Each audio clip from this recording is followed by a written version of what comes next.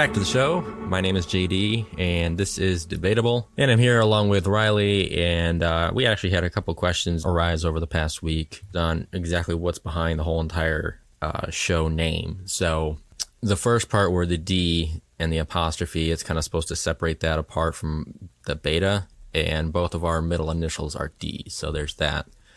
And then the D beta is kind of supposed to resemble how we're trying to take the news and the topics that we come across and kind of refine them and work them out of what we feel like is they're in a beta form, or give our ideas and thoughts on how to make it better or how we think it should work. So that's that part. And then the whole entire debatable, which obviously indicates that there's some controversy and we're going to kind of debate it and break it down even further. So it kind of comes in on multiple different meanings behind the actual word. So, but with that, we'll go ahead and actually get right into it for this week, where I start off by posing a question to Riley about streaming services. I'm just kind of curious, like, who is your favorite music streaming service? I mean, because you've tried YouTube Music, right? Yeah.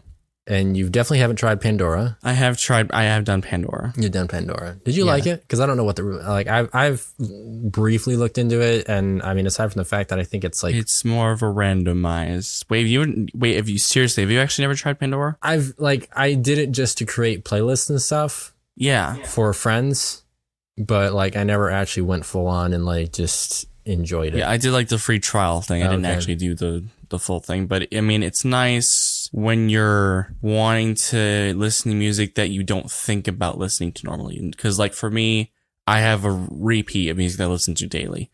And so to kind of get out of that whole constant back and forth of songs, Pandora is actually really good when it comes to that. Okay, but how does that work so does it just throw random genres in there, or is it like YouTube where it's an algorithm where it kind of gives you what you think? Pandora's not I don't even think Pandora's an algorithm. It's more of just like you search a genre or you search a band or even a subgenre, and then it creates a playlist based off of that and takes songs that are based on that genre and puts them into a playlist. Okay, and there are so songs it sounds like YouTube Music, like because they do that where they like throw it in there and it's like it stays in the same. Apple Music is, at least I don't know about recent updates, but they haven't really been good at that. Which is why if I like to explore and listen to different types of music, I typically don't go to Apple Music. I go to YouTube Music, because there was something about their algorithm or whatever. It gets me into other songs on the same track and it works better. Yeah, I don't, and honestly, the ironic thing is I don't even use Apple Music that often, even though I have Apple One, but, right. Well, because of you, I have Apple One, but it's, and honestly, I haven't even used Pandora in a long time. So what do you use? Spotify. Oh, okay. And then, Spotify, and then, normally I just play music on YouTube. I don't even use YouTube Music. Oh, okay. Mainly because sometimes I like to watch the videos associated with the song, which is weird, but I mean, I can get that. Yeah. That's kind of like someone consider that it's more like a Gen X type of thing, because they did music videos back then. Yeah, you associate. There was a TED Talk, I think, about this. Like, you associate the artist, the song, with the video sometimes, and so you feel like you can't watch you can't listen to a song without actually watching the video, because you want to feel that nostalgia, or you just like to see the reaction or how the video was done or something like that. But it's I use YouTube, Spotify. I might use Apple Music a little bit here and there, but that might be like 5 or 10% of the time. Yeah, I've read online, and I feel like it's pretty accurate, but I feel like Apple Music's user interface is like really well done. Oh yeah, especially with the new updates they've added. It's really good. It's well designed. It's very intuitive. Yeah, exactly. And I've used Spotify. It's not like I hate Spotify. I think it's good. But I love the fact that I don't know if they do this. Because do you actually create playlists on Spotify? Mm-mm. Oh, I used to. So you know what it's like. Yeah, I know what it's like. Yeah. Can you create folders? I don't think you can. Okay, not that I'm aware of. Unless they updated it recently. Again, it's been a while. That's one thing that I absolutely love about Apple Music is creating folders. Yeah, I've noticed you do that. Because I mean, I have like multiple subfolders of like, because I just have so many playlists, and it gets to the point where like you literally have a subfolder for a specific song. I don't think I'm that bad, but yeah. So no, I was exaggerating just a little bit, but yeah, no. That is actually a pretty cool feature that I like about Apple Music is Because otherwise you would just have a whole plethora of playlists. And I'm like, I don't like that either, because then it makes it really difficult to like, I would feel like I would have to do it like alphabetically. playlist, maybe a subgenre, and then folder for those specific ones you want. Because maybe you don't want to listen to the other ones. And it's already in a shuffled playlist or whatever. You don't listen to the other ones or whatever. So yeah, I enjoy that about Apple Music. I actually, so the fade, crossfade. Yes. Have you used it? Well, I was using it on beta 1, but yeah. It was a cool thing experience. I was taking a couple of my friends from the airport home, and I hadn't realized it, but crossfade finally worked. And I was playing some NF for his new album Hope, and it just transitioned right next song. I was like, whoa, this is different. This is completely different, and actually, it was really well done. I think they need to tweak it just a little bit more, because I feel like when the next song comes on, a little bit is cut out. Oh, you can change how it does that? You can change the delay and the crossfade on when it starts and stuff like that. So well, then they don't need to tweak anything. It's fine. Yeah. You go, and that was the funny thing is because when we already mentioned this on the regular show, but when you go into the setting and it crashed, it was already working for me, but it was like frozen in that I couldn't turn it off. So that's why it worked for me. Oh, okay. But with this new one, I haven't even changed the setting on it. So, but that would definitely be something if you guys wanted to check that out. I feel like that's a very nice additional feature. But what about like video streaming services? Do you have a preference? I mean, I guess it depends on content now because it's not necessarily like... Well, yeah, it's all categorized right now, basically, in like its own... Like, for example, Discovery is most likely from like channels. Right. And then like Crunchyroll, that's like anime. Okay. That would explain it. Why? Well, I mean, I love Crunchyroll because obviously I'm an anime guy right now, which is... I never thought I would say that my entire life, but yes, I am. Go My Hero. The other one that I would probably use or have used or be more likely to use is probably HBO or sorry, Max. Just because there are a lot of shows on there that... Thank you. Yeah. Because I think it's stupid. I think it's ridiculous. I mean... Because I feel like Max is too general of a word to describe a streaming service. Right. Like it's just... I use Max. Really? Oh, you have an iPhone Pro Max? No, Max, the service. Oh, okay, that's what you mean. It's like, I just feel like it could have been a little more original than that. Just HBO Max, it was fun. That was fun. You had to say like 3 extra syllables. We live in a world where we want to just make things so simple to save that one little microsecond. Anyway, yeah, HBO Max, Discovery, like I mentioned that one. I love that one because I love watching Food Network and then a few other shows like Dirty Jobs and stuff like that. And then all the rest of those. So yeah, I would say those are my favorite. Now I'm assuming you did like free trials on those? Yes, I did. Oh, okay. So in all likelihood, those are going to be top tier. For me, plans. yes. For other people, it will vary, and for some other streaming services, not exactly appealing to most, but yeah. Well, I kind of brought it up this past episode about how Netflix is killing off their base ad-free tier, and yeah, obviously you weren't there for that one, so I was kind of interested to see what your input on that because I was a little ticked off, but then again, I did have to address it from a balance perspective and say, hey, was this actually a popular plan? And then at the same time, you do want to offer something for everyone. Right. I almost liken it to, because my wife and I see this sometimes when we go to the store and we see a box of cereal and it's like, this is a family size. And we're like, that's not a family size when I was a kid. I just went to Walmart to pick up a box of Honey Bunches of Oats. I just went to it and picked up this box and I'm like, this looks like the regular size when I was a kid. This is not family size. So this is how I feel about Netflix, what Netflix is doing right now. Years ago, you had plans that were actually nice because they weren't super expensive and they were, for the most part, they made sense for flexible. What the plans were. Yeah. But now it's like, okay, you get ads now and we're increasing the price just a little bit, but it's like slightly noticeable things, but not enough to where you're like, it's not a huge deal.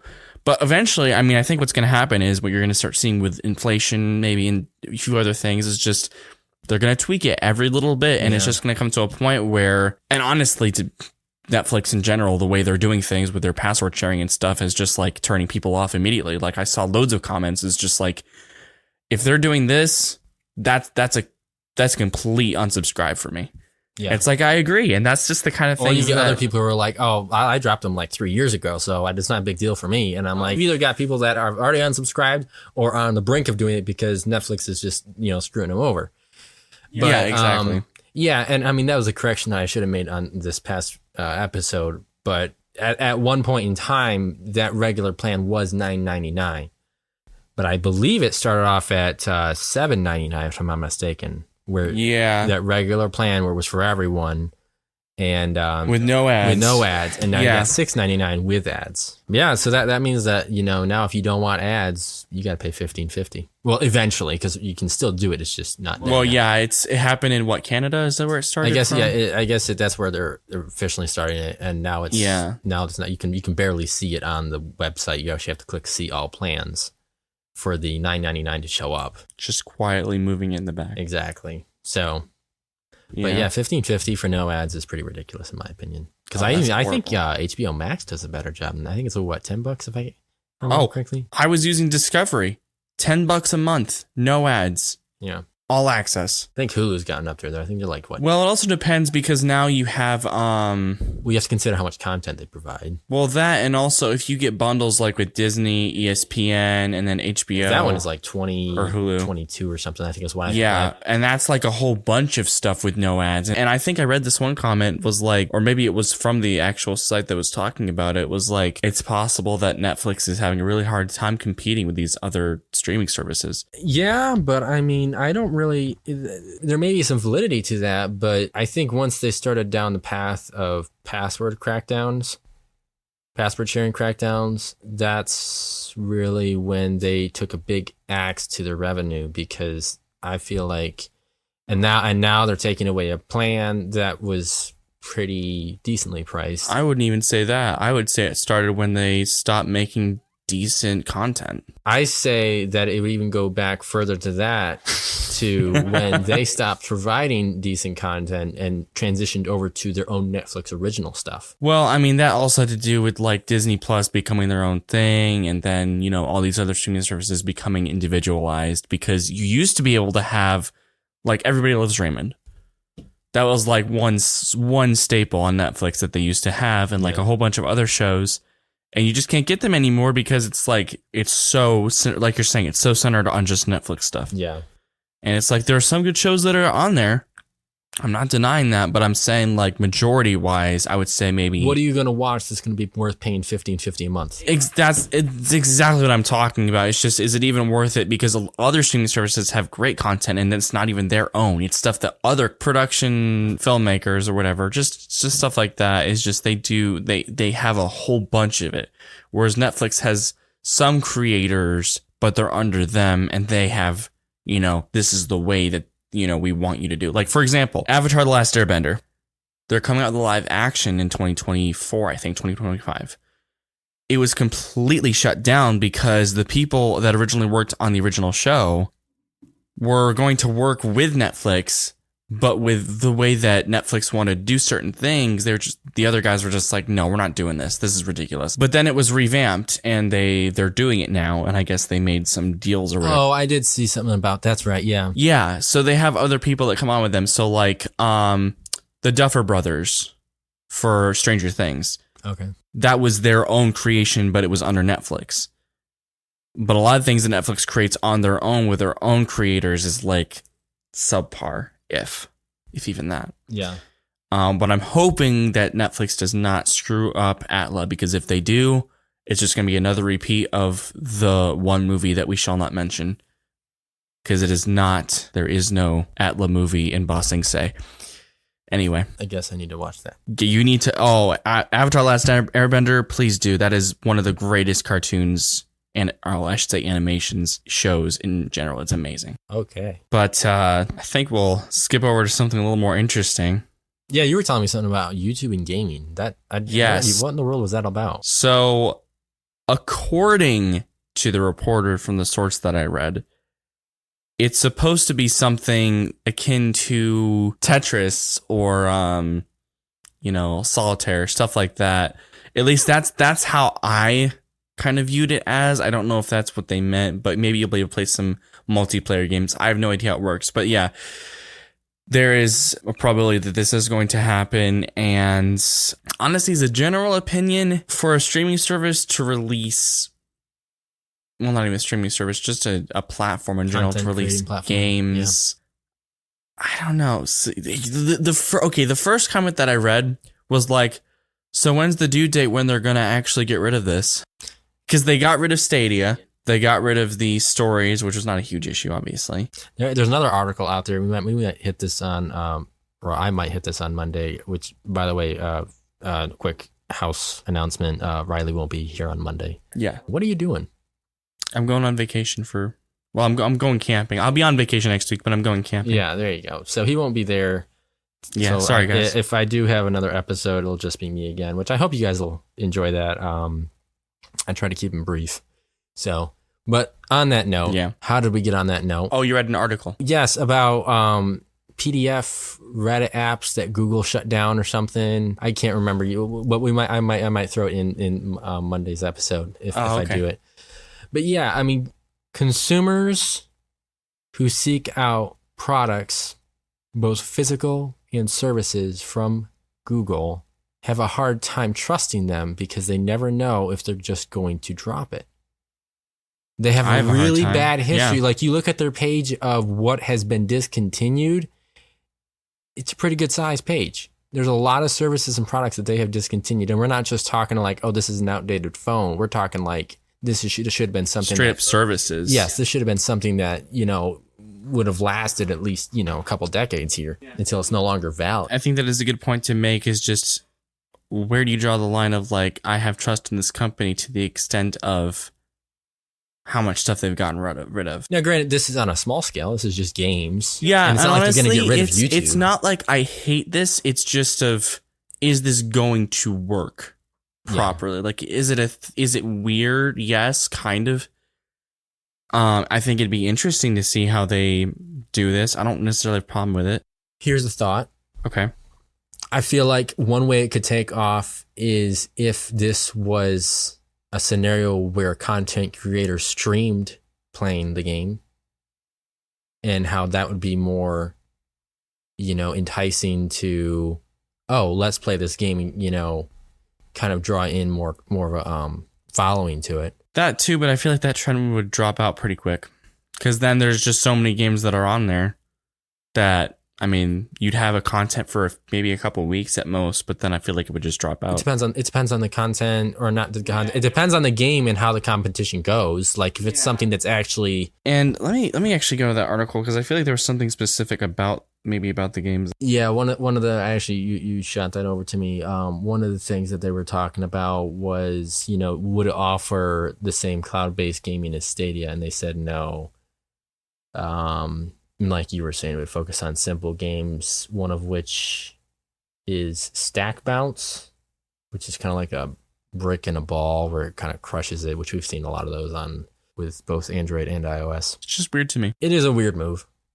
I don't think it's detrimental. I just wonder how long this will last. No, it's just, obviously they have to put money into it, right?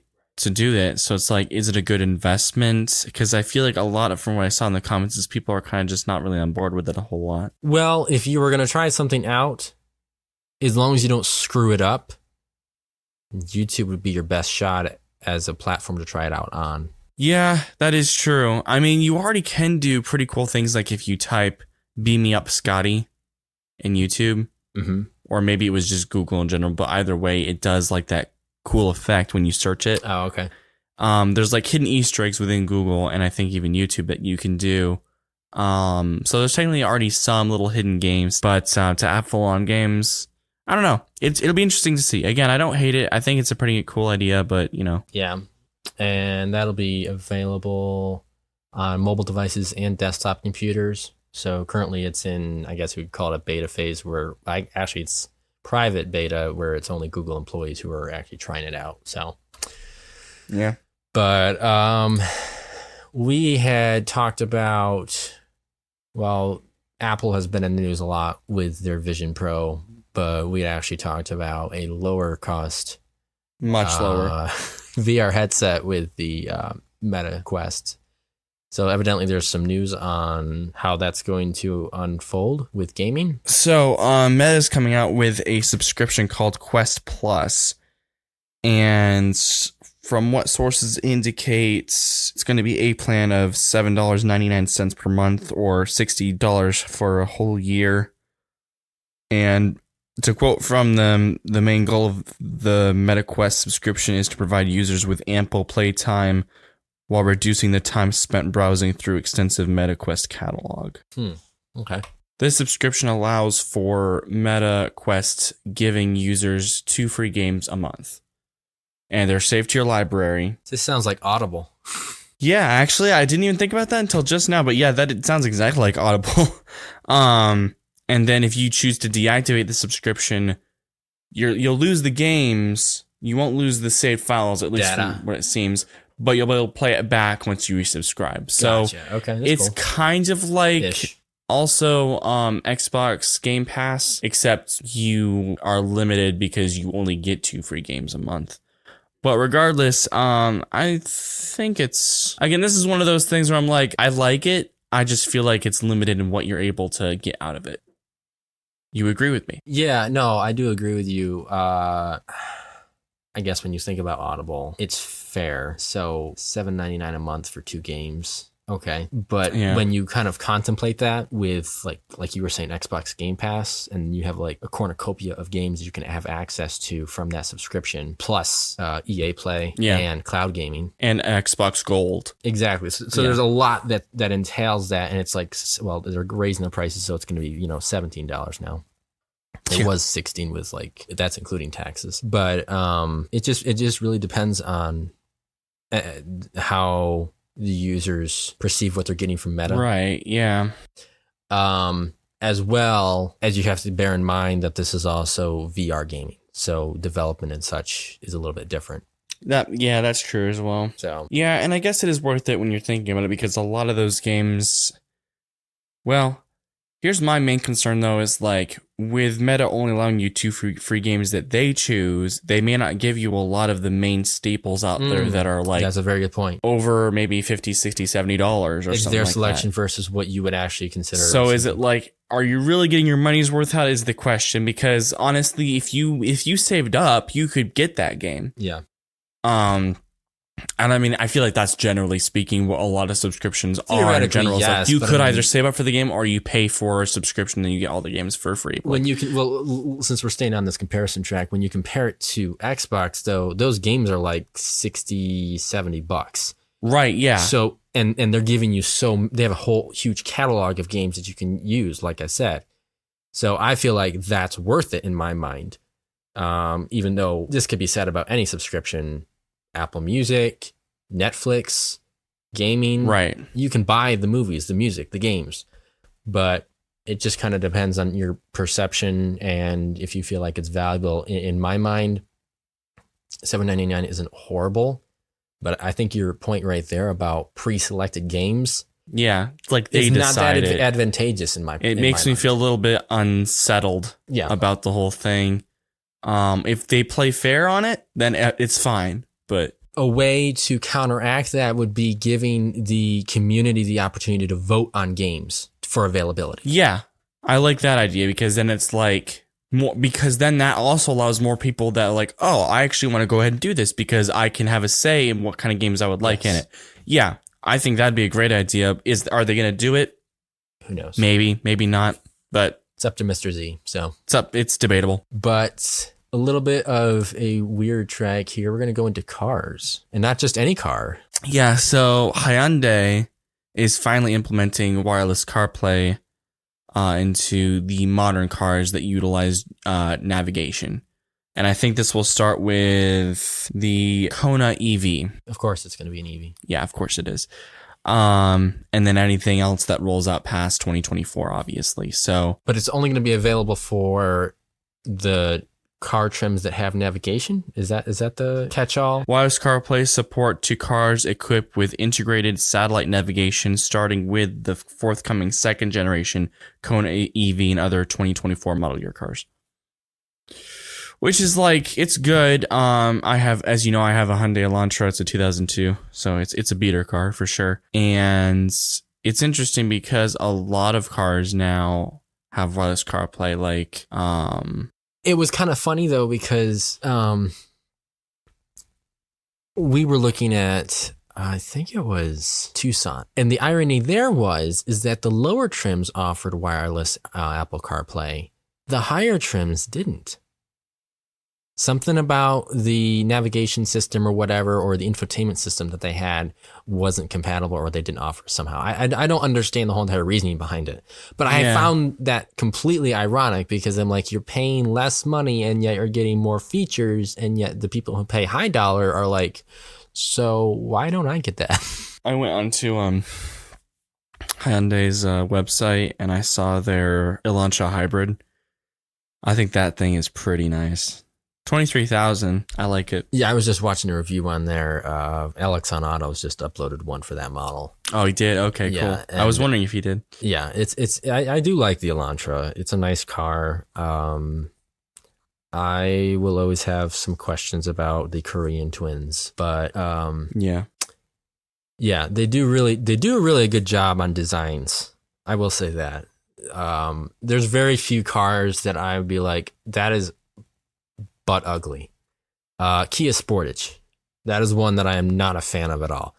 It is eye-catching and it's unmistakable. Right. But in my opinion, is not like a good unmistakable that you want to be famous for. Right. But the Palisade, or at least I feel like the pre facelift Palisade was really nice. The new one, there's too much chrome. I'm not a big fan of that, but the actual design is nice. Right. Kia Telluride, Hyundai Sonata. So like they do a really good job. Hyundai Tucson. And as far as that goes, I feel like that's where they take the lead. Reliability, longevity. It really depends on the car, the engine. I mean, honestly, model. I've had that 2200 for Hyundai Elantra for about a few years now. And obviously that thing is coming at 227,000 miles on it. So, and it's done pretty well. And it's getting to that point where the repairs are coming into like, let's just do a car payment. Right. But I mean, it's lasted for a while. So I think Elantras do pretty well with regards to longevity. But you just replaced the infotainment system on that to actually have CarPlay. Yes. And immediately when I saw this, I was like, oh, does that mean I can just have wireless CarPlay? And obviously no, because you have to have new navigation. You have to have an EV. So I was like, no, because that's the one thing that I would always want. Wireless CarPlay, hands down, is just. And they make adapters out there that give your infotainment system wireless accessibility. Yeah. But there's just so many hangups and drawbacks to those adapters, and it's just not as high quality as we want it to and seamless. So to actually have it come from the manufacturer, it kind of guarantees you that this is the way it's supposed to be, and it'll work theoretically with very, very little issues. So yeah, I'm a big fan of wireless Apple CarPlay and Android Auto. And like you were saying, other manufacturers are really starting to take that seriously as well. Yeah, Mercedes-Benz, Ram, I think, was one of them. There's like 10, I think, total that have wireless CarPlay on it. So it's not like Toyota, we're still waiting for them, but well, we'll wait for Toyota on a lot of things. So that's just kind of a given. And that's the irony there, though, is like you can kind of tell like which companies are actually going to give you a little bit more reliability, which ones are giving you the latest tech, and if they're not, it probably means they're going to be on the road longer. I don't know. That's more of that makes more sense. That's more of a boomer type of perspective. That's something that our parents would probably say. Well, I mean, but at the same time, it's true. Honestly, you know what? That makes sense because it's the same thing with like an iPhone versus a Samsung. These have way less depreciation value each year than a Samsung, but they don't have as many higher specs. Features, gimmicks. Gimmicks, exactly. Yeah. So, probably not higher specs because Samsung tends to run on. Well, I mean, when you think about it, as far as like if we're going to talk like RAM or maybe megapixel specs. Yeah. Milliamps. Then again, Android needs more milliamps because they draw more power. Yeah. But I mean, no, and that's why I've always said that I feel like Apple is Toyota. because there's just so much to it. And now you're actually seeing that where Toyota's realizing how much value they hold. They're charging up the wall for that. So, but what if we said that users could actually buy a PlayStation, not with a, promotional game included, but an actual subscription to the platform's gaming catalog? Was that something that you feel like would be enticing, or you think that's more of just... It's only for 2 years, right? Yes. So what we're talking about here is a PlayStation 5 bundle, and how they are planning on giving users the option to buy the console with 2 years of PlayStation Plus Deluxe. Whoa. Wow. PlayStation Plus Deluxe. That is a horrible subscription name. Goodness. It's like PlayStation Plus Deluxe Ultra Max. Oh my goodness. But yes, it's for 2 years instead of the actual games. So, and the downside to that is neither of us actually have a PlayStation, let alone so we couldn't even really test So we that. couldn't really tell you like if we feel like this is a good thing, but we did want to bring it up just because it has over 900 games, and evidently like every month or so it increases by 15 or so. Honestly, in terms of value, I feel like it's better than just getting a game for free. That's kind of what I was thinking, but I was like trying to think, okay, is there a drawback to this though? I mean, it's 2 years. That's 2 years is a good while. Honestly, I don't necessarily have an issue with it. It's just once that 2 years is up, you don't have a game you own and you have to pay the subscription again. true. But after you'd think that, within that 2 year time frame, You probably buy at least 1 or 2 games. Yeah. So it's not I think it's better. We'll just look at the premium real quick. The premium is $120 a year. Yeah. A big savings there. So this is one of those things when you look at the pricing and the value, it's almost like it's too good to be true. So Yeah. but I think if it is true, then that's a really good deal. And obviously, like you said, someone's probably gonna buy a game or two anyway. right. And then you have promotional sales and stuff like that, Amazon.